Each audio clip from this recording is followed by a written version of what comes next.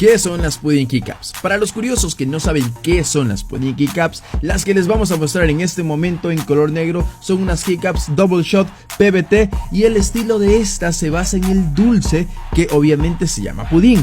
Tiene la parte de abajito un poco translúcida dando a resaltar los colores de este riquísimo postre y tienen un diseño que en la parte inferior corresponden al 80% de la tecla, dándoles un teclado más estilizado y reluciente que atenúa la luz sin dejar de ser estéticamente hermoso, y son compatibles con los switches Cherry MX, Outemu y los Gateron.